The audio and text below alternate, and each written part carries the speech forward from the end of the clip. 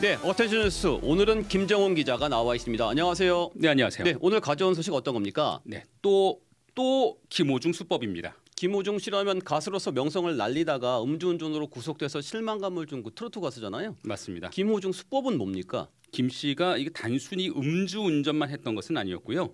처음에는 운전자를 바꿔치기 하면서 혐의를 부인하기도 했었죠. 그렇죠.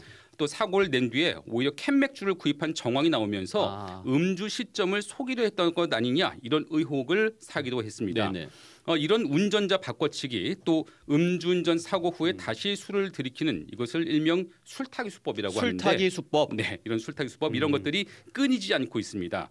먼저 경남 밀양경찰서는 만취 상태로 운전하다가 보행자를 숨지게 하고 달아난 50대 A씨를 붙잡았는데요. 네. A씨는 지난 13일 밤 9시 15분쯤 밀양시 초동면 봉화리의 편도 1차로를 주행하던 중에 길을 건너던 60대 여성 B씨를 치고 달아났습니다. 길가에 방치됐다가 병원에 옮겨진 B씨는 결국 숨을 거뒀고요. 근데 사고 발생 3시간 뒤에 붙잡힌 A씨의 혈중 알코올 농도는 면허 취소 수준이었다고 합니다. 그런데 A씨는 사고 직후 집에서 추가로 음주를 한 사실이 드러났어요.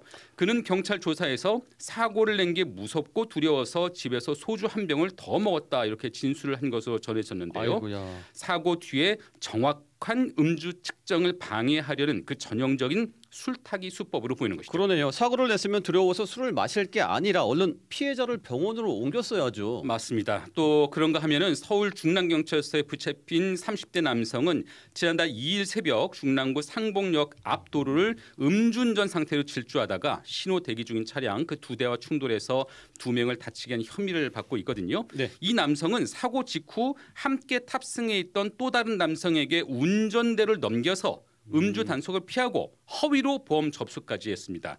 그러다가 CCTV 분석을 통해서 사고 당시 운전자와 사고 후 운전석에서 나오는 운전자의 인상착의가 다른 것을 포착한 경찰의 덜미가 잡혔네요.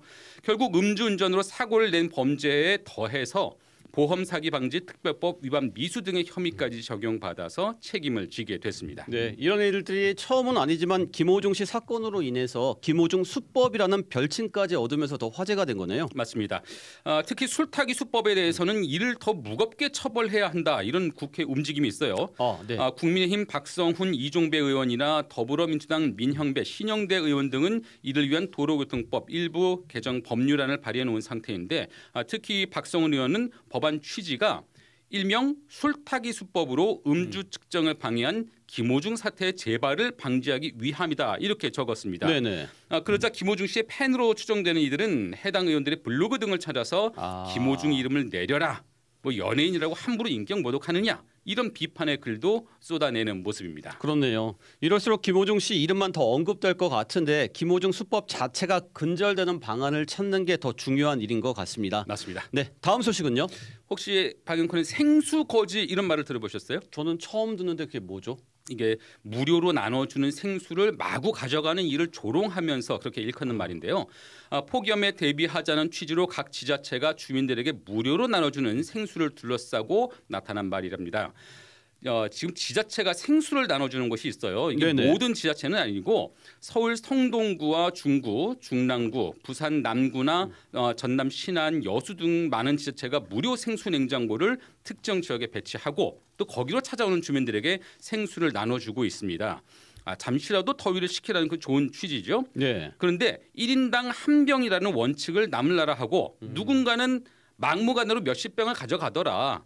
또 가져가는 사람만 줄기차게 가져간다. 네. 이런 불만의 목소리가 나오고 있는 겁니다.